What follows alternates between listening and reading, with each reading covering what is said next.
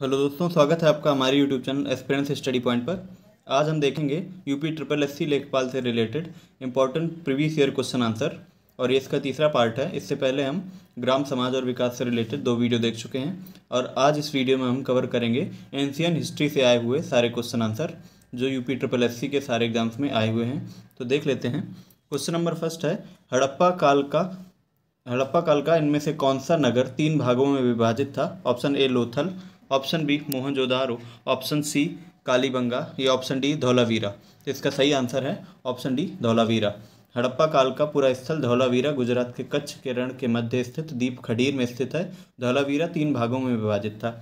नगर के महाप्रसाद वाले भाग के उत्तर में एक विस्तृत, संपूर्ण और व्यापक समतल मैदान के अवशेष मिले हैं। इसके उत्तर में नगर का मध्यम भाग, जिसे पुर की संज्ञा दी गई है, और जिसके पूर्व में नगर का तीसरा महत्वपूर्ण भाग, जिसे निचला शहर या अवम नगर कहा जाता है। अगला प्रश्न है, मोहनजोदड़ो शब्द का अर्थ क्या है? ऑप्शन ए पसंदीदा शहर, option B mount of the dead, option C रहने की जगह या ऑप्शन डी एक बाजार क्षेत्र। तो इसका सही आंसर है option B mount of the dead, अर्थात मृतकों का टीला कहा गया है। इसकी व्याख्या देख लेते हैं। सिंधु घाटी सभ्यता एक नगरीय सभ्यता थी। इसमें मोहनजोदड़ो सिंधु घाटी सभ्यता का एक प्रमुख नगर था। मोहनजोदड़ो शब्द से अभिप्राय मृतकों का टीला माउंट ऑफ द डेड से है, और सिंधु घाटी सभ्यता में प्राप्त वृहद स्नानागार मोहनजोदड़ो नगर से ही प्राप्त हुआ है, जिसके मध्य स्थित स्नान कुंड लगभग 7.01 मीटर चौड़ा और 11.88 मीटर लंबा तथा 2.43 मीटर गहरा है। सिंधु घाटी सभ्यता की लिपि भावचित्रात्मक है, और यह लिपि दाएं से बाएं की ओर लिखी जाती है। अगला प्रश्न है, सिंधु घाटी सभ्यता के बारे में इनमें से कौन सा कथन सत्य है? ऑप्शन ए सिंधु लोग कपास का उत्पादन करने वाले थे, ऑप्शन बी उन्होंने लकड़ी के बक्से में अनाज भंडारित किया, ऑप्शन सी सिंधु घाटी सभ्यता पंजाब, सिंध, बलूचिस्तान, गुजरात, राजस्थान और पश्चिम बंगाल के कुछ हिस्सों को कवर करती है, ऑप्शन डी सिंधु लोग कुत्ता, बिल्लियों और घोड़ों को बड़े पैमाने पर पालते थे। तो इसका जो सत्य कथन है वो है ऑप्शन ए कि सिंधु घाटी के लोग जो हैं वो कपास का उत्पादन करते थे, अर्थात कपास भारत की आदि फसल है जिसकी खेती बहुत ही बड़ी मात्रा में की जाती है। यह आर्यावर्त में ऋग्वैदिक काल से ही इसकी खेती की जाती रही है। सिंधु घाटी सभ्यता के हड़प्पा निवासी कपास के उत्पादन में संसार भर में प्रथम माने जाते थे। सिंधु घाटी सभ्यता के लोगों के उत्पादनों में कपास सबसे प्रमुख था। सिंधु घाटी सभ्यता एक प्राचीन भारतीय नगरीय सभ्यता थी। सिंधु घाटी सभ्यता के लोगों ने नगरों तथा घरों के विन्यास के लिए ग्रिड पद्धति अपनाई थी। अगला प्रश्न है, हड़प्पा सभ्यता के एक हिस्से लोथल की खोज किसने की थी? लोथल की खोज किसने की थी, ये पूछा गया है। Option A Dayaram Sahni, option B Rakhaldas Banerjee, option C S R Rao या ऑप्शन डी एस बिस्ट। तो इसका सही आंसर है option C, S R Rao ने लोथल की खुदाई की और लोथल की खोज की थी। और इसकी व्याख्या है, लोथल की खोज सन 1957 में हुई, जिसकी खुदाई 1955 से 1960 के बीच भारतीय पुरातत्व सर्वेक्षण द्वारा की जा रही थी। 1957 में इसकी खोज की गई, और गुजरात में स्थित लोथल की खुदाई 1957 में एस.आर. राव द्वारा की गई। यह स्थान हड़प्पा सभ्यता का एक हिस्सा है। अगला प्रश्न है, सिंधु सभ्यता में घोड़े की अस्थियों के अवशेष कहाँ से मिले हैं? ऑप्शन ए बनावली से, ऑप्शन बी चन्नूदड़ो से, ऑप्शन सी सुतका गेंडोर से या ऑप्शन डी सुरकोतड़ा से। तो इसका सही आंसर है ऑप्शन डी सुरकोतड़ा। सुरकोतड़ा या सुरकोटदा गुजरात के कच्छ जिले में स्थित है। यहाँ जहाँ से घोड़े की अस्थियाँ एक कब्रगाह के अवशेष प्राप्त हुए हैं। लोथल से घोड़ों की लघु मृण्मय मूर्तियों के अवशेष प्राप्त हुए हैं। अगला प्रश्न है, निम्नलिखित में से कौन सा सिंधु घाटी सभ्यता से संबंधित स्थल नहीं है? Option A Kalibangan, option B Ropar, option C Pataliputra या ऑप्शन डी लोथल। इसका सही आंसर है ऑप्शन सी पाटिलपुत्र।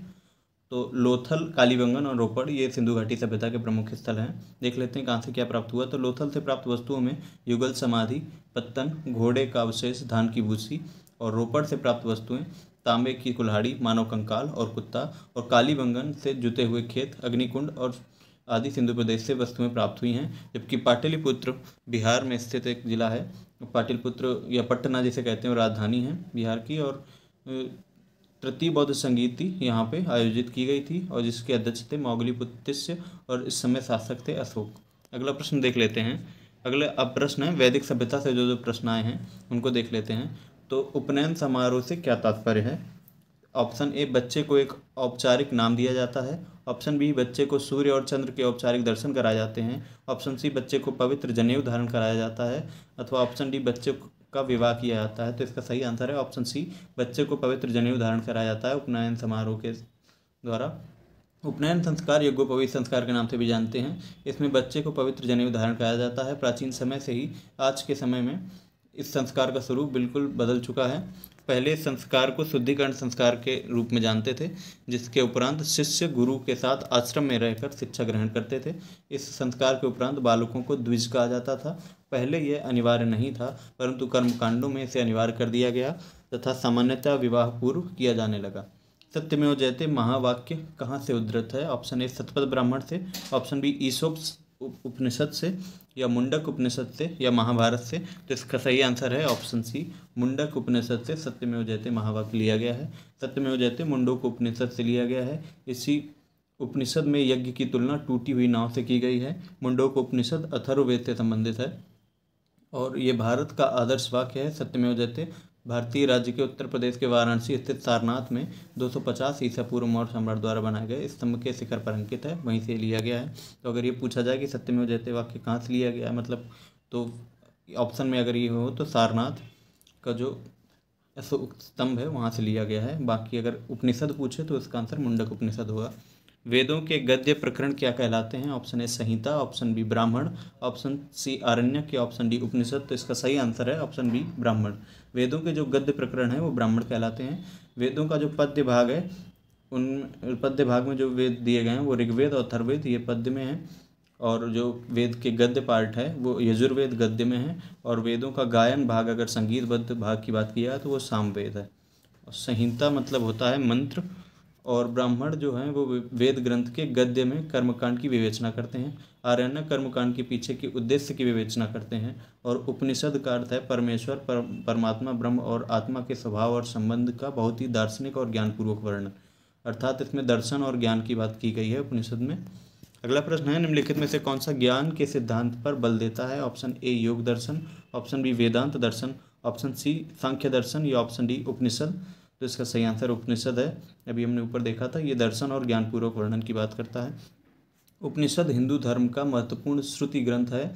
ये वैदिक वांग्मय के अभिन्न भाग हैं। इसमें परमेश्वर, परमात्मा, ब्रह्म, आत्मा के स्वभाव के संबंध का बहुत ही दार्शनिक और ज्ञानपूर्वक वर्णन किया गया है। दुनिया के कई दार्शनिक उपनिषद को सबसे अच्छा ज्ञानकोश मानते हैं। ये संस्कृत से जुड़े हैं। 17वीं शताब्दी में दारा शिकोह ने उपनिषदों का फारसी में अनुवाद करके सिर्रे अकबर नाम दिया था।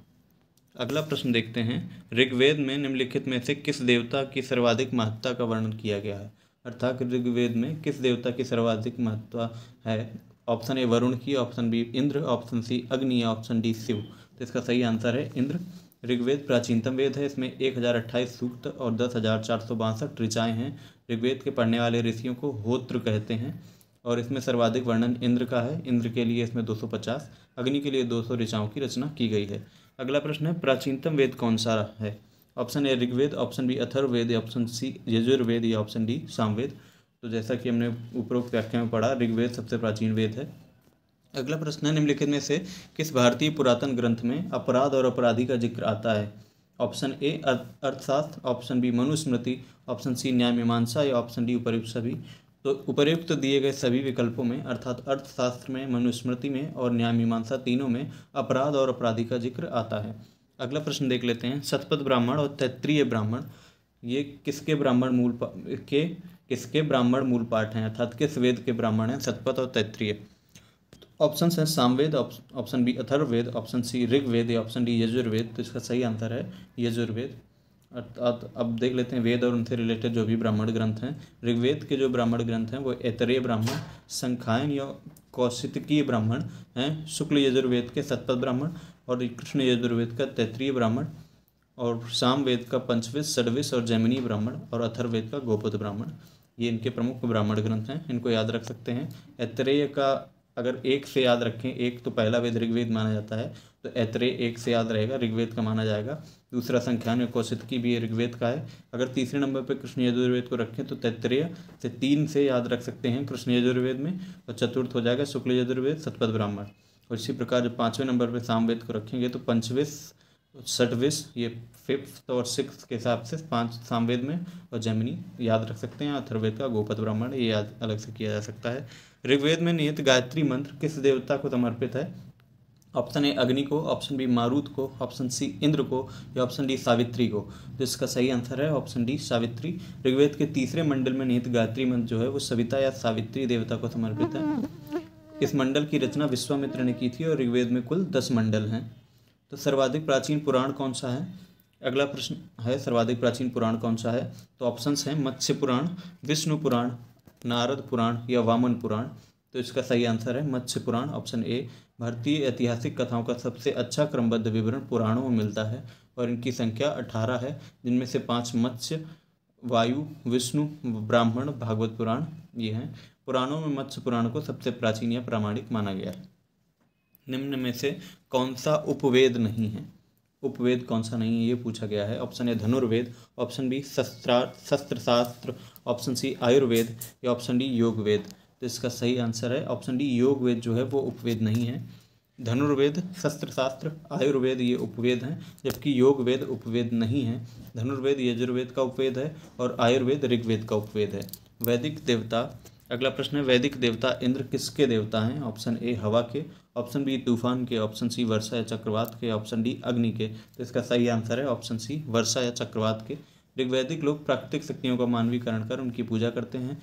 देवों की पूजा की प्रधान विधि स्तुति पाठ करना, यज्ञ में बलि चढ़ाना, ये सब इनके कार्य हैं। देवों की पूजा की प्रधान विधि में स्तुति पाठ, यज्ञ में बलि चढ़ाना। प्रारंभ में आर्यों के प्रमुख देवता वरुण थे, लेकिन ऋग्वेद के रचना काल में इंद्र सर्वप्रमुख देवता हो गए। इंद्र युद्ध के दिन नेता, दुर्गों को तोड़ने वाला, इसलिए इनको पुरंदर कहा गया। और वर्षा व चक्रवात के देवता भी माने जाते हैं। ऋग्वेद में इंद्र के लिए 250 ऋचाओं की रचना की गई है। देखते हैं अब महाजनपद काल से जो क्वेश्चन आए हैं वो देख लेते हैं। तो राजा बिंबिसार के दरबार में उस प्रसिद्ध चिकित्सक का क्या नाम है जो भगवान बुद्ध के निजी चिकित्सक थे? Option A Ajatashatru, option B Sariputra, option C Jivaka या ऑप्शन डी राहुल। तो इसका सही आंसर है ऑप्शन सी जीवक। बिंबिसार हर्यक वंश का संस्थापक था और बौद्ध धर्म का अनुयायी था। इसके दरबार में प्रसिद्ध चिकित्सक जीवक रहते थे, जिन्हें भगवान बुद्ध का निजी चिकित्सक बना दिया गया था। अगला प्रश्न देख लेते हैं, जैन और बौद्ध धर्म से संबंधित प्रश्नों को देखते हैं हम। तो अगला प्रश्न है गौतम बुद्ध ने किसमें धर्मचक्र प्रवर्तन सुप्त अर्थात धर्मचक्र प्रवर्तन सूत्र का उपदेश कहाँ दिया था ये पूछा है। Option A Kapilavastu, option B Lumbini, option C Bodhgaya या ऑप्शन डी सारनाथ। इसका सही आंसर है ऑप्शन डी सारनाथ। महात्मा गौतम बुद्ध में प्रथम उपदेश को धर्मचक्र प्रवर्तन कहा जाता है और गौतम बुद्ध ने अपना प्रथम उपदेश सारनाथ उत्तर प्रदेश जो कि वाराणसी जिले में स्थित है वहाँ दिया था। सारनाथ को अन्य नाम ऋषिपत्तनम के नाम से भी जाना जाता है। गौतम बुद्ध ने अपना सर्वाधिक उपदेश कौशल देश की राजधानी श्रावस्ती में दिया है। अगर ये पूछा जाए कि बुद्ध ने सर्वाधिक उपदेश कहाँ दिए हैं तो वो श्रावस्ती में और पहला उपदेश सारनाथ में। उस स्थान का नाम बताएं जहाँ बौद्धों की मान्यता के अनुसार गौतम बुद्ध ने अपनी मृत्यु के बाद परिनिर्वाण प्राप्त किया। Option A Kaushambi, option B Kushinagar, option C Badaun या ऑप्शन डी चित्रकूट। तो इसका सही आंसर है ऑप्शन बी कुशीनगर में इन्होंने महापरिनिर्वाण प्राप्त किया था। बौद्ध धर्म के प्रवर्तक महात्मा बुद्ध की मृत्यु 80 वर्ष की अवस्था में 483 ईसा पूर्व में कुशीनारा या कुशीनगर में चुंद द्वारा अर्पित भोजन करने के बाद हो गई थी, जिससे बौद्ध धर्म में महापरिनिर्वाण कहा जाता है। पाली में बौद्ध ग्रंथों को आमतौर पर त्रिपिटक यानी 3 फोल्ड बास्केट कहा जाता है। इनमें से कौन सा त्रिपिटकों में से शामिल नहीं है ये पूछा गया है। Option A Abhidhamma Pitaka, option B Sutta Pitaka, option C उपासका पिटक या ऑप्शन डी विनय पिटक। तो इसका सही आंसर है ऑप्शन सी उपासका पिटक। ये त्रिपिटक का भाग नहीं है, बाकी तीनों हैं। और बुद्ध ने कोई पुस्तक नहीं लिखी है, उनके उपदेश मौखिक ही होते थे। बुद्ध की मृत्यु के बाद उनके शिष्यों ने बुद्ध के उपदेशों का संग्रह त्रिपिटक में किया है। इसकी रचना पाली में भाषा में की गई है। त्रिपिटक में सुप्त पिटक धर्म संबंधी बातों की चर्चा करता है, अभिधम्म पिटक दार्शनिक विचारों का संकलन है और विनय पिटक नीति संबंधी बातों का उल्लेख है। आगे प्रश्न देख लेते हैं। भगवान बुद्ध की 200 फीट ऊंची कांस्य की प्रतिमा स्थापित करने का निर्णय कहाँ लिया गया है? इस समय का करंट का क्वेश्चन हो सकता है। ऑप्शन ए कुशीनगर में, ऑप्शन बी सारनाथ में, ऑप्शन सी श्रावस्ती में, ऑप्शन डी बामियान में। तो कुशीनगर उत्तर प्रदेश के मुख्यमंत्री अखिलेश यादव ने विश्व में सबसे ऊंची 200 फीट की भगवान बुद्ध की कांस्य की प्रतिमा परिनिर्वाण स्थल कुशीनगर में स्थापित करने का निर्णय लिया गया था। 2015 की बात की जा रही है। अगला प्रश्न है बुद्ध को महापरिनिर्वाण कहाँ प्राप्त हुआ? तो option A Bodhgaya, option B Kushinagar, option C Rajagriha या ऑप्शन डी वैशाली। इसका सही आंसर है कुशीनगर में। बुद्ध को महापरिनिर्वाण कुशीनगर में प्राप्त हुआ था। गौतम बुद्ध बौद्ध धर्म के प्रवर्तक थे। इनके जीवन में घटित घटनाओं से संबंधित स्थल देख लेते हैं। जो घटना और उनसे संबंधित स्थल कौन कौन से हैं। तो इनका जन्म लुम्बिनी में हुआ था, जो कि नेपाल में है। और इनका गृह त्याग, जिसे महाविनिष्क्रमण कहा जाता है, ये इन्होंने राजगृह से किया था। और ज्ञान प्राप्ति इनको हुई थी बोधगया में, बिहार में। और मृत्यु या महापरिनिर्वाण जिसे कहा जाता है वो कुशीनगर में। और इन्होंने पहला अपना उपदेश कहाँ दिया था, तो वो सारनाथ में। किस स्मारक से गौतम बुद्ध ने दुनिया के लिए बौद्ध धर्म के अपने दिव्य ज्ञान का प्रचार किया था। ऑप्शन ए हुमायूं का मकबरा, ऑप्शन बी महाबोधि मंदिर समूह, option C Qutub Minar, option D Lal Qila परिसर। तो इसका सही आंसर है ऑप्शन बी महाबोधि मंदिर समूह। यहीं से इन्होंने ज्ञान दिया था। महाबोधि मंदिर बिहार के गया जिले में स्थित है। इसका निर्माण 3वीं शताब्दी के सम्राट अशोक ने करवाया था। वर्तमान मंदिर 5वीं या 6वीं शताब्दी में बनवाई गई थी। यहीं पर गौतम बुद्ध ने वैशाख पूर्णिमा के दिन वट वृक्ष के नीचे निरंजना नदी के तट पर ज्ञान की प्राप्ति की थी और वो बुद्ध कहलाए थे। बुद्ध बनने के पश्चात सर्वप्रथम तपस्वी और भल्लिक नामक 2 बंजारों को बोधगया में ही बौद्ध धर्म में दीक्षित किया गया और बौद्ध धर्म के प्रचार किया। महाबोधि मंदिर समूह वर्ष 2002 में यूनेस्को द्वारा विश्व विरासत सूची में शामिल कर लिया गया था। प्रश्न है, त्रिपिटक निम्नलिखित में से किससे संबंधित है। ऑप्शन ए जैनियों से, ऑप्शन बी बौद्धों से, ऑप्शन सी सिखों से या ऑप्शन डी हिंदुओं से। तो इसका सही आंसर है ऑप्शन बी त्रिपिटक बौद्धों से संबंधित है। अगला प्रश्न है, ज्ञान प्राप्ति करने के बाद गौतम को किस रूप में जाना जाने लगा। Option A Jina, option B Buddha, option C ज्ञान या ऑप्शन डी बोधि। तो इसका सही आंसर है ऑप्शन बी बुद्ध। गौतम बुद्ध का जन्म लुम्बिनी में 563 ईसा पूर्व में हुआ था और गौतम बुद्ध ने बिहार के बोधगया में महाबोधि वृक्ष के नीचे कई वर्षों तक कठिन तपस्या कर कठोर साधना कर ज्ञान प्राप्त किया और ज्ञान प्राप्ति करने के बाद सिद्धार्थ को गौतम बुद्ध के रूप में जाना जाने लगा। अगला प्रश्न है, बोधगया एक महत्वपूर्ण बौद्ध तीर्थ क्यों है। ऑप्शन ए गौतम बुद्ध यहाँ पैदा हुए थे, ऑप्शन बी गौतम बुद्ध ने यहाँ ज्ञान प्राप्त किया था, ऑप्शन सी क्योंकि गौतम बुद्ध ने ज्ञान प्राप्त करने के बाद यहाँ अपना पहला उपदेश दिया था, ऑप्शन डी क्योंकि गौतम बुद्ध ने यहाँ निर्वाण प्राप्त किया था। तो इसका सही आंसर है ऑप्शन बी क्योंकि गौतम बुद्ध ने यहाँ पर ज्ञान प्राप्त किया था। बौद्ध धर्म के संस्थापक गौतम बुद्ध थे। गौतम बुद्ध का जन्म 563 ईसा पूर्व में लुम्बिनी में हुआ था। 35 वर्ष की आयु में वैशाख पूर्णिमा की रात निरंजना या फल्गु नदी के किनारे गौतम बुद्ध को पीपल वृक्ष के नीचे ज्ञान की प्राप्ति हुई।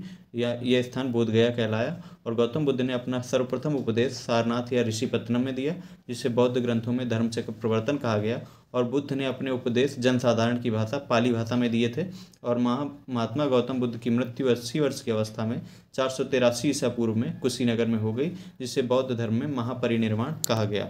अगला प्रश्न देखते हैं, बुद्ध ने अपना पहला उपदेश कहाँ दिया। Option A Kushinagar, option B Sarnath, option C Ayodhya, option D Varanasi. तो इसका सही आंसर है ऑप्शन बी सारनाथ। बुद्ध को ज्ञान की प्राप्ति बोधगया में और धर्मोपदेश सारनाथ में दिया पहला। इसे धर्मचक्र प्रवर्तन कहा गया। बौद्धों के लिए उत्तर प्रदेश में स्थित सारनाथ क्यों महत्वपूर्ण है। भगवान बुद्ध में सारनाथ में ज्ञान प्राप्त किया था। भगवान बुद्ध का जन्म सारनाथ में हुआ था। भगवान बुद्ध का सारनाथ में महापरिनिर्वाण अर्थात देहांत हुआ था।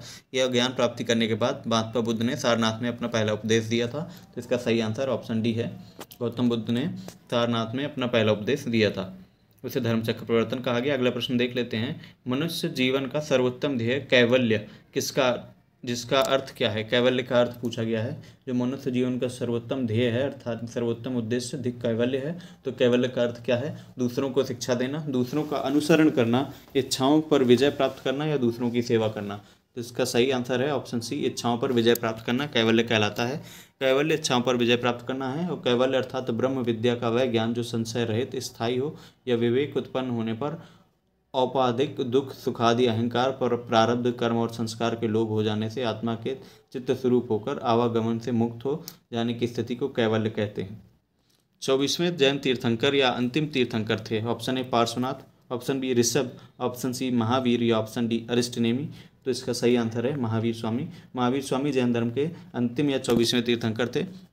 ये महावीर स्वामी से पहले 23वें तीर्थंकर जैन धर्म में हुए और जैन धर्म के प्रथम तीर्थंकर ऋषभदेव थे।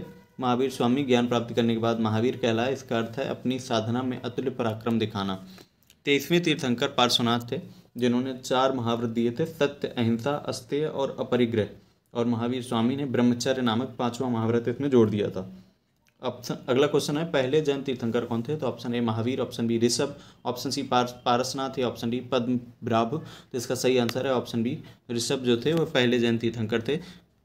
और जैन में कुल 24 तीर्थंकर हुए हैं। पहले ऋषभदेव, दूसरे अजितनाथ, 22वें अरिष्टनेमी, 30वें पार्श्वनाथ और 24वें महावीर। ऋषभदेव एवं अरिष्टनेमि का उल्लेख ऋग्वेद में और अजितनाथ का उल्लेख यजुर्वेद में मिलता है। इस धर्म के महात्माओं की उपाधि तीर्थंकर कहलाती थी। जैन धर्म में त्रिरत्न की बात की गई है, उन्हें निर्वाण का मार्ग कहा जाता है। वो क्या थे? ऑप्शन ए सही भाषण, सही ज्ञान, सही आचरण। ऑप्शन बी सही विश्वास, सही ज्ञान, सही व्यवहार। ऑप्शन सी सही विश्वास, सही पथ, सही आचरण। ऑप्शन डी सही विश्वास, सही ज्ञान और सही आचरण। तो इसका सही आंसर है सही विश्वास, सही ज्ञान, सही आचरण, ऑप्शन डी। जैन धर्म के संस्थापक प्रथम तीर्थंकर ऋषभदेव थे। महावीर स्वामी 24वें तीर्थंकर थे और अंतिम थे। महावीर स्वामी का जन्म 540 ईसा पूर्व में कुंडग्राम वैशाली में हुआ था। महावीर स्वामी ने अपने उपदेश प्राकृत या अर्धमागधी भाषा में दिए हैं। और जैन धर्म में त्रिरत्न जो है सम्यक दर्शन यानी सही विश्वास, सम्यक ज्ञान यानी सही ज्ञान और सम्यक आचरण यानी सही आचरण जैन धर्म के त्रिरत्न है। जैन धर्म की ईश्वर की मान्यता नहीं है कि आत्मा की मान्यता है, अर्थात ईश्वर को नहीं मानते और आत्मा को मानते हैं। महावीर स्वामी जी पुनर्जन्म और कर्मवाद में विश्वास रखते हैं। अब देखते हैं मौर्य और मौर्योत्तर साम्राज्य से रिलेटेड क्वेश्चन जो आए हैं प्रीवियस ईयर्स में।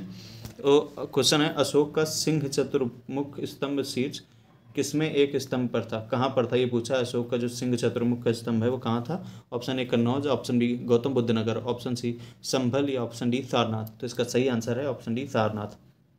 अशोक का सिंह चतुर्मुख स्तंभ शीर्ष सारनाथ से लिया गया है। इस स्तंभ में 4 सिंह पीठ से पीठ सटाए खड़े हैं। इन्हें ही भारत सरकार द्वारा राष्ट्रीय चिन्ह के रूप में स्वीकार किया गया है। चंद्रगुप्त मौर्य के इस प्रसिद्ध राजनीतिक सलाहकार को निम्नलिखित में से सभी नामों से जाना जाता था। इसके अलावा अर्थात किस एक के अलावा बाकी तीनों नामों से चंद्रगुप्त मौर्य के राजनीतिक सलाहकार को जाना जाता था।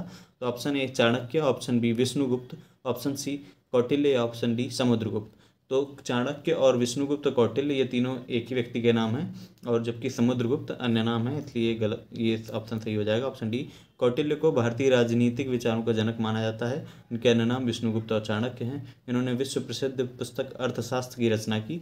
मौर्य वंश की स्थापना चाणक्य का महत्वपूर्ण योगदान था, जबकि समुद्रगुप्त गुप्त साम्राज्य का एक महान सम्राट था। इसे भारत का नेपोलियन भी कहा जाता है। नेपोलियन, भारत का नेपोलियन समुद्रगुप्त को कहा जाता है जो गुप्त साम्राज्य से है। और अगला प्रश्न देखते हैं अशोक के प्रधान शिलालेखों में सबसे बड़ा शिलालेख कौन सा है? ऑप्शन ए 11वां, ऑप्शन बी 12वां, ऑप्शन सी 13वां या ऑप्शन डी 14वां। सही आंसर है 13वां, ऑप्शन सी। अशोक के प्रधान शिलालेखों में 13वां शिलालेख सबसे बड़ा है। अशोक के शासन में 8वें वर्ष कलिंग युद्ध का वर्णन इसमें मिलता है। अगला प्रश्न है अशोक के आक्रमण के दौरान कलिंग जो कि पूर्वी प्रांत था की राजधानी कौन सी थी? Option A Takshashila, option B Pataliputra, option C Ujjain या ऑप्शन डी तोसली। इसका सही आंसर है ऑप्शन डी तोसली, ये कलिंग की राजधानी थी। कालाशोक के आक्रमण के दौरान कलिंग पूर्वी प्रांत की राजधानी तोसली थी। अशोक ने अपने राज्याभिषेक के 8वें वर्ष बाद अर्थात 9वें वर्ष 261 ईसा पूर्व में कलिंग की विजय प्राप्त की और इसका उल्लेख 13वें शिलालेख में मिलता है। इसी युद्ध के बाद अशोक ने धम्म विजय की नीति अपनाई। देवानाम प्रिय नाम किसे दिया गया? ऑप्शन ए हर्ष को, ऑप्शन बी अशोक को, ऑप्शन सी कनिष्क को या ऑप्शन डी चंद्रगुप्त मौर्य को। तो इसका सही आंसर है ऑप्शन बी अशोक। अशोक को उनके अभिलेखों में देवानाम प्रिय संबोधित किया गया है। भाब्रू अभिलेख में अशोक को प्रियदर्शी जबकि मास्की अभिलेख में बुद्धशाक्य कहा गया है। अशोक के नाम का उल्लेख 4 अभिलेखों में मिलता है। ये हैं मास्की, गुर्जरा, नेतुर और उडेगोलम। जूनागढ़ के अभिलेख यानी रुद्रदामन में भी अशोक के नाम का उल्लेख है। अगला प्रश्न देखते हैं तो निम्नलिखित में से किनके बीच तक्षशिला शहर स्थित है? ऑप्शन ए सिंधु और झेलम, ऑप्शन बी झेलम और चिनाब, ऑप्शन सी चिनाब और रावी या ऑप्शन डी रावी और व्यास। तो इसका सही आंसर ऑप्शन ए है, अर्थात सिंधु और झेलम इन नदियों के बीच में तक्षशिला शहर स्थित है। तक्षशिला शहर सिंधु तथा झेलम नदी पर स्थित है। तक्षशिला पाकिस्तान के रावलपिंडी जिले में स्थित है। तक्षशिला प्राचीन काल से गांधार राज्य की राजधानी थी। रामायण के अनुसार भरत ने अपने पुत्र तक्ष के नाम पर तक्षशिला रखा। तक्षशिला प्राचीन काल से शिक्षा के लिए विश्वविख्यात रहा। यहाँ पर तक्षशिला विश्वविद्यालय स्थित है। सम्राट अशोक का कौन सा शिलालेख कलिंग पर विजय का उल्लेख करता है? ऑप्शन ए प्रथम, ऑप्शन बी चतुर्थ, ऑप्शन सी 10वां या ऑप्शन डी 13वां। तो इसका सही आंसर है ऑप्शन डी 13वां। अशोक के 14 अभिलेख हुए हैं टोटल, उनमें से 13 अभिलेख सबसे बड़ा माना जाता है और इसी में कलिंग पर विजय का उल्लेख है। अशोक की धम्म की जीत ग्रीक राजाओं एंटियोकस ऑफ सीरिया, एंटियोक, मिस्र के टॉलमी, तुर्मै और सिकंदर के एपिकस या आलिक्सुद्रोस से पर हुई। अगला प्रश्न है अशोक के कौन से शिलालेख में ब्राह्मी लिपि का प्रयोग नहीं किया गया पूछा है। Option A Sarnath, option B Shahbazgarhi, option C Dhauli या ऑप्शन डी इनमें से कोई नहीं। तो इसका सही आंसर है ऑप्शन बी शाहबाजगढ़ी, अर्थात शाहबाजगढ़ी एक गांव व ऐतिहासिक स्थल है जो पाकिस्तान के गर्दान जिले में स्थित है। ये स्थल 3री शताब्दी में सम्राट अशोक के द्वारा स्थापित शिलालेख के प्रसिद्ध शिलालेख के लिए प्रसिद्ध था। इस शिलालेख में खरोष्ठी लिपि का प्रयोग किया गया है, ना कि ब्राह्मी लिपि का। और प्रश्न यही है कि किस शिलालेख में ब्राह्मी लिपि का प्रयोग नहीं किया गया, तो इसलिए शाहबाजगढ़ी सही आंसर है। 30 जनवरी 2004 को यूनेस्को द्वारा इस ऐतिहासिक स्थल को विश्व विरासत स्थल की सूची में शामिल किया गया था। निम्नलिखित में से मौर्य कला का सर्वोत्तम प्रतिमान किसे माना जाता है? ऑप्शन ए स्तंभ को, ऑप्शन बी स्तूप को, ऑप्शन सी चैत्य को, या ऑप्शन डी बारादरी को। तो इसका सही आंसर है ऑप्शन ए स्तंभ। मौर्य काल की सर्वोत्तम यह प्रतिमान स्तंभ है। मौर्य कला के विकास के भारत में मौर्य साम्राज्य के युग में चौथी और दूसरी सदी में हुआ। सारनाथ और कुशीनगर जैसे धार्मिक स्थानों के रूप में सम्राट अशोक ने इसकी संरचना की है। अगला प्रश्न देख लेते हैं, निम्नलिखित में से कौन सा अशोक के साम्राज्याधीन नहीं था? Option A Kashmir, option B Gurjar, option C Karnataka, या ऑप्शन डी कामरूप। इसका सही आंसर है ऑप्शन डी कामरूप। ये अशोक के साम्राज्याधीन अर्थात साम्राज्य के अंतर्गत नहीं आता था। देख लेते हैं, कर्नाटक के मास्की अभिलेख तथा गुर्जर के गुर्जर अभिलेख से यह ज्ञात होता है कि अशोक का साम्राज्य कर्नाटक तथा गुजर तक विस्तृत था। अशोक का कश्मीर पर भी अधिकार था। उसने यहाँ अनेक अभिलेख भी बनवाए। कल्हड़ के राज तरंगिणी के अनुसार अशोक की मृत्यु के बाद जब केंद्रीय सत्ता कमजोर पड़ने लगी, तब उसके राज्य प्रतिनिधि जालोक ने अपनी स्वतंत्रता की घोषणा कर कश्मीर को मौर्य साम्राज्य से अलग कर लिया। कामरूप असम का पुराना नाम है और अशोक के साम्राज्याधीन नहीं था। अगला प्रश्न है, वृहद सांची स्तूप किस काल से संबंधित है? ऑप्शन ए कुषाण काल, ऑप्शन बी गुप्त काल, ऑप्शन सी हर्षवर्धन काल, या ऑप्शन डी मौर्य काल। जिसका सही आंसर है मौर्य काल। वृहद सांची स्तूप जिसका निर्माण अशोक ने करवाया था और यह 320 में इसका निर्माण हुआ था। सांची मध्य प्रदेश की राजधानी भोपाल में स्थित है और ये अर्धवृत्त कटोरे की आकृति का बना हुआ है। योग दर्शन के प्रवर्तक कौन थे? Option A Jaimini, option B Swami Ramdev, option C Maharshi Patanjali, option D महर्षि अरविंद। तो इसका सही आंसर है महर्षि पतंजलि। ये योग दर्शन के प्रवर्तक थे। योग दर्शन के प्रवर्तक महर्षि पतंजलि थे, जिनका जन्म गोनारद या गोनिया में हुआ था। माना जाता है कि व्याकरणाचार्य पाणिनि के शिष्य थे। भारतीय दर्शन साहित्य में महर्षि पतंजलि लिखे हुए 3 ग्रंथ हैं, योग सूत्र, महाभाष्य और आयुर्वेद पर ग्रंथ इन्होंने लिखे हैं। अगला प्रश्न देख लेते हैं, दी गई जानकारी से राजवंश की पहचान करें। ऑप्शन ए पुष्यमित्र ने इस वंश की स्थापना की। उनके प्रभुत्व दक्षिण में नर्मदा नदी तक फैले थे। पाटलिपुत्र, अयोध्या और विदिशा के शहर शामिल थे। उन्होंने 2 अश्वमेध बलिदान किए। उन्होंने बैक्ट्रियन राजा डेमेस्ट्रियस को भी हराया। राजवंश का 5वां राजा भागभद्र था। पतंजलि के गौरव महाभाष्य इस दौरान लिखे गए। तो ये किस वंश की बात की जा रही है, ये पूछा गया है। ऑप्शन ए कण्व राजवंश, ऑप्शन बी दास राजवंश, ऑप्शन सी चोल राजवंश, या ऑप्शन डी शुंग राजवंश। इसका सही आंसर है शुंग राजवंश। मौर्य वंश के अंतिम राजा बृहदत्त को उसके सेनापति पुष्यमित्र ने हत्या कर शुंग वंश की स्थापना की थी। मालविकाग्नि मित्र, दिव्यावदान और तारानाथ के अनुसार इस राज्य की सीमा नर्मदा नदी तक फैली हुई थी और पाटलिपुत्र, अयोध्या और विदिशा इसके राज्य के प्रमुख नगर थे। अगला क्वेश्चन देखते हैं, प्राचीन भारत के महान व्याकरणविद पतंजलि किसके समकालीन थे? Option A Chandragupta Maurya, option B Ashoka, option C Pushyamitra Shunga, या ऑप्शन डी वसुमित्र। इसका सही आंसर है पुष्यमित्र शुंग। प्राचीन भारत के महान व्याकरणविद पतंजलि शुंग वंश के संस्थापक पुष्यमित्र शुंग के गुरु थे। पतंजलि ने महाभाष्य पुस्तक की रचना की थी। अगला प्रश्न देखते हैं, कनिष्क प्रथम के शासनकाल के दौरान कौन सा प्रसिद्ध आयुर्वेद विद्वान रहता था? Option A Parashar, option B Sushruta, option C Charak, या ऑप्शन डी धन्वंतरी। इसका सही आंसर है ऑप्शन सी चरक। चरक एक महर्षि और आयुर्वेद विज्ञान के विख्यात थे। ये कुषाण राजवंश के राजवैद्य थे और इनके द्वारा रचित चरक संहिता एक प्रसिद्ध आयुर्वेद ग्रंथ है। ये कुषाण साम्राज्य के संस्थापक कनिष्क प्रथम के दरबार में रहते थे। अगला प्रश्न देखते हैं, कुषाण मूलतः कहाँ के निवासी थे? ऑप्शन ए मध्य एशिया के, ऑप्शन बी चीनी तुर्किस्तान के, ऑप्शन सी तिब्बत के, या ऑप्शन डी ईरान के। इसका सही आंसर है मध्य एशिया। कुषाण मूलतः मध्य एशिया के निवासी थे। वहाँ से निकाले जाने पर ये लोग काबुल कंधार में आकर बस गए और वहाँ की सभ्यता से प्रभावित हुए। ये भारत आने वाली यूची जाति की 5 शाखाओं में से एक थी। अब प्रश्न देखते हैं, गुप्त और गुप्तोत्तर साम्राज्य से संबंधित। तो प्रश्न है, खगोलविद बाराहमिहिर और कवि कालिदास किसके दरबार का हिस्सा थे? Option A Vikramaditya, option B Bimbisara, option C Bindusara, या ऑप्शन डी पृथ्वीराज चौहान। इसका सही आंसर है ऑप्शन ए विक्रमादित्य। यानी खगोलविद जो बाराहमिहिर हैं वो और कवि कालिदास चंद्रगुप्त द्वितीय के शासनकाल से संबंधित थे। समुद्रगुप्त का उत्तराधिकारी चंद्रगुप्त द्वितीय था और चंद्रगुप्त द्वितीय का अन्य नाम देवगुप्त, देवराज, देवश्री आदि उपाधियाँ विक्रमांक, विक्रमादित्य और परम भागवत थीं।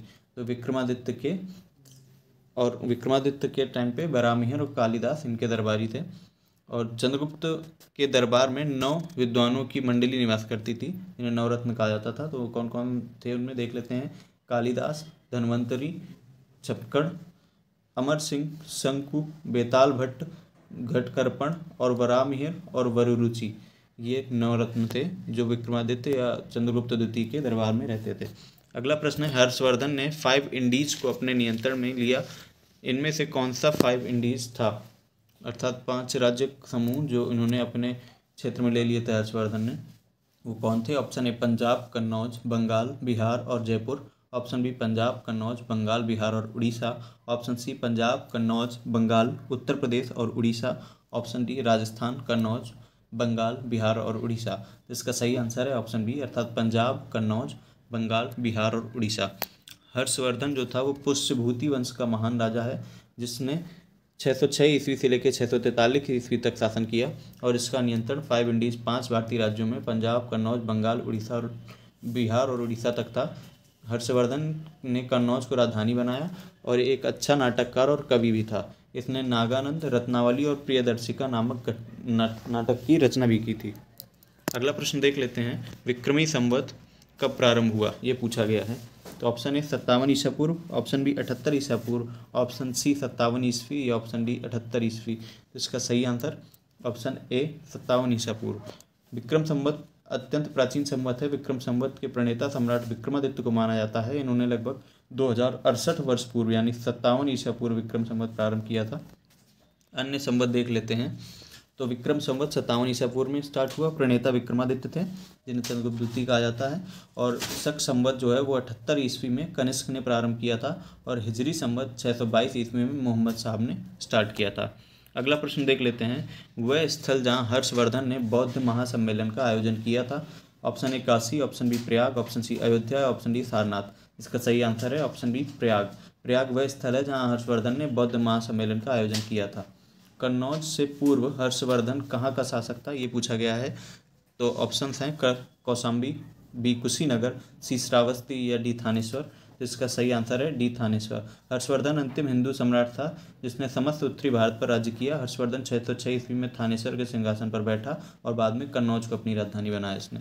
अगला प्रश्न है, गुप्त काल की प्रसिद्ध महिला शासक कौन थी? Option A Kubera Ganga, option B Prabhavati Gupta, option C Rajshri या ऑप्शन डी कुमार देवी। तो इसका सही आंसर है प्रभावती गुप्त। गुप्त काल की प्रसिद्ध महिला शासिका प्रभावती गुप्त थी। प्रभावती गुप्त वंश के शासक चंद्रगुप्त द्वितीय की पुत्री थी। इनका विवाह वाकाटक वंश जो कि महाराष्ट्र में था के शासक रुद्रसेन द्वितीय से हुआ था। इसका प्रमाण प्रभावती गुप्त के पूना ताम्रपत्र से हो जाता है। उन्होंने अपने पति रुद्रसेन द्वितीय की मृत्युपरांत स्वयं अपने पुत्रों की संरक्षिका बनकर शासक संभाला था। अब देखते हैं राजपूत राजवंश से संबंधित प्रश्नोत्तर। तो इनमें प्रश्न है, 12वीं शताब्दी के आरंभ में दिल्ली पर किसका शासन था? ऑप्शन ए तोमर वंश, ऑप्शन बी खिलजी वंश, ऑप्शन सी सैयद वंश या ऑप्शन डी तुगलक वंश। इसका सही आंसर है ऑप्शन ए 12वीं शताब्दी के आरंभ में दिल्ली पर तोमर वंश का शासन था। अनंगपाल दिल्ली के तोमर वंश के संस्थापक थे। प्रतिहारों और चौहानों की भांति तोमर भी विदेशी थे। अगला प्रश्न देखते हैं, जयचंद के विश्वासघात के कारण पृथ्वीराज चौहान की पराजय हुई। कालांतर में जयचंद कहाँ और कब मारा गया? ऑप्शन ए तराइन के युद्ध में 1192 में, ऑप्शन चंदावर युद्ध 1193, ऑप्शन सी कन्नौज 1194 या ऑप्शन डी उपरोक्त में से कोई नहीं। तो इसका सही आंसर है चंदावर के युद्ध में 1194 में कन्नौज पर मोहम्मद गोरी ने चढ़ाई की। फलस्वरूप गोरी और जयचंद के बीच इटावा के पास चंदावर में युद्ध हुआ और जयचंद मारा गया। अगला प्रश्न है, निम्न में से कौन से वंश ने भारत के दक्षिणी भाग पर शासन नहीं किया? Option A Chera, option B Pandya, option C Rajput या ऑप्शन डी चोल। तो इसका सही आंसर है राजपूत। राजपूतों ने कभी भी दक्षिण भारत में शासन नहीं किया, जबकि चेर, चोल और पांड्य ये तीनों राज्य दक्षिण भारत में विद्यमान थे। राजपूत वंश ने भारत के दक्षिण भाग पर शासन नहीं किया। 7वीं से 12वीं शताब्दी तक राजपूत काल कहलाता है। इस काल के महत्वपूर्ण राजपूत वंशों में राष्ट्रकूट वंश, चालुक्य वंश, चौहान वंश, चंदेल वंश, परमार वंश, गढ़वाल वंश आदि आते हैं। राजपूत वंश ने भारत के उत्तर भाग पर शासन किया, जैसे राजस्थान, दिल्ली, पंजाब, मध्य प्रदेश इत्यादि। अगला प्रश्न देखते हैं। अब देखते हैं पाल वंश से संबंधित इंपॉर्टेंट क्वेश्चन आंसर। तो पाल साम्राज्य भारत के किस हिस्से से संबंधित था, ये पूछा गया है। ऑप्शन ए पश्चिमी, ऑप्शन बी पूर्वी, ऑप्शन सी दक्षिणी, ऑप्शन डी उत्तरी। तो इसका सही आंसर है ऑप्शन बी पूर्वी। पाल साम्राज्य का विस्तार भारत के पूर्वी हिस्से में था। पाल साम्राज्य मध्यकालीन भारत के एक महत्वपूर्ण राजवंश था जो कि 750 से 1174 ईस्वी तक चला। इस साम्राज्य की स्थापना गोपाल ने की थी। इस वंश की राजधानी मुंगेर थी। पाल वंश का सबसे महान शासक धर्मपाल था जिसने विक्रमशिला विश्वविद्यालय की स्थापना की थी। अगला प्रश्न देखते हैं, पाल वंश का पहला शासक कौन था। Option A Devpal, option B Rampal, option C Gopal या ऑप्शन डी महिपाल। तो इसका सही आंसर है ऑप्शन सी गोपाल। पाल वंश का संस्थापक गोपाल था। वह एक योग्य और कुशल शासक था। गोपाल ने 750 से 770 ईस्वी तक शासन किया। उसने ओदनपुरी अर्थात वर्तमान बिहार शरीफ में एक मठ और विश्वविद्यालय का निर्माण करवाया था। अब देखते हैं दक्षिण भारतीय राजवंश चोल चालुक्य पल्लव संगम से संबंधित important question.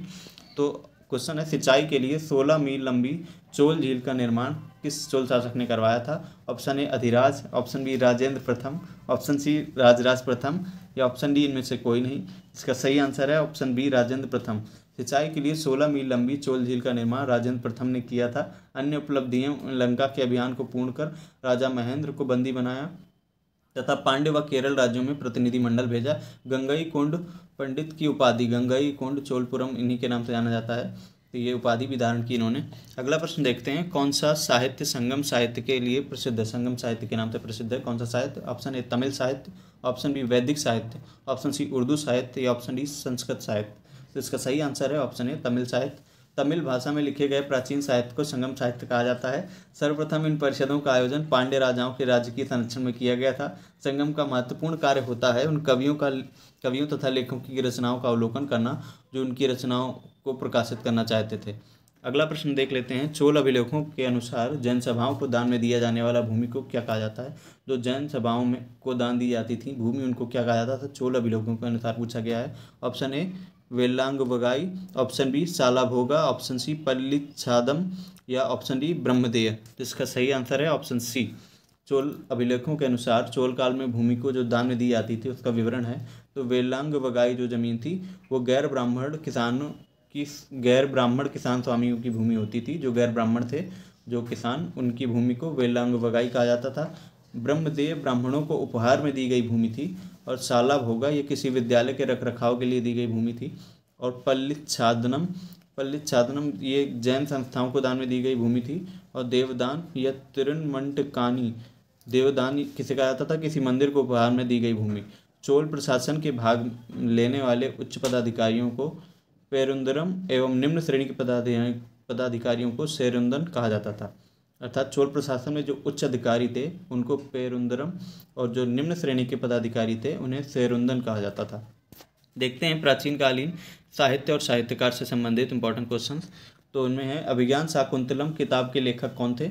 Option A Tulsidas, option B Surdas, option C Kalidas या ऑप्शन डी रायदास। इसके सही आंसर हैं ऑप्शन सी कालिदास। प्राचीन कालीन पुस्तकें और उनके लेखकों को देख लेते हैं एक बार। तो अष्टाध्यायी किसकी पुस्तक है, पाणिनि की।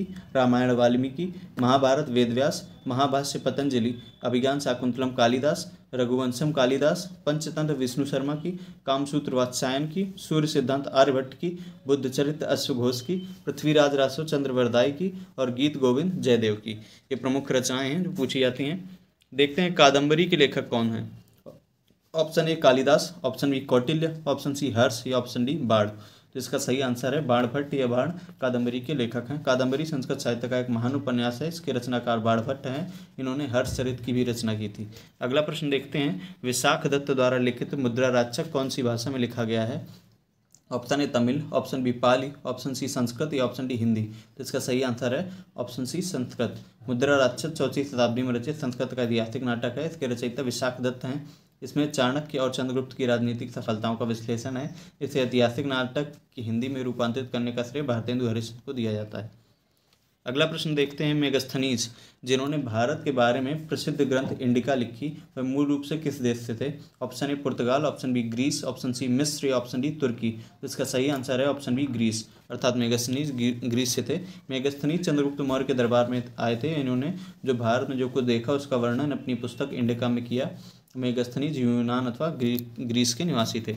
अगला प्रश्न, अब प्रश्न देख लेते हैं प्राचीनकालीन स्थापत्य, चित्रकला और संगीत कला से संबंधित प्रश्न जो भी आए हुए हैं। ऑप्शन ए खजुराहो समूह के प्रसिद्ध स्मारक किस राज्य में स्थित हैं? Option A Uttar Pradesh, option B Madhya Pradesh, option C Rajasthan या ऑप्शन डी महाराष्ट्र। इसका सही आंसर है ऑप्शन बी मध्य प्रदेश। खजुराहो समूह के प्रसिद्ध स्मारक मध्य प्रदेश राज्य के छतरपुर जिले में स्थित है। खजुराहो के मंदिरों का निर्माण 900 ईस्वी से लेकर 1130 ईस्वी के मध्य चंदेल राजाओं द्वारा करवाया गया था। यहाँ के मंदिरों में कंदरिया महादेव का मंदिर सर्वोत्तम है।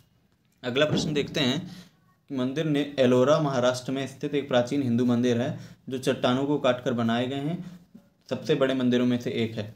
तो एलोरा मंदिरों में जो कि महाराष्ट्र में स्थित है और जो चट्टानों को काटकर बनाए गए हैं, उनमें से सबसे बड़े मंदिरों में से कौन सा एक है? Option A Pataleshwar, option B Bhairav, option C Dudhnath या ऑप्शन डी कैलाश। इसका सही आंसर है ऑप्शन डी कैलाश। कैलाश या कैलाशनाथ मंदिर दुनिया का सबसे बड़ा एकाश्म मंदिर है जो एक ही चट्टान को काट के बनाया गया है, जो एलोरा की गुफाओं महाराष्ट्र में स्थित है और इसका निर्माण 8वीं शताब्दी में राष्ट्रकूट राजा कृष्ण प्रथम द्वारा कराया गया था।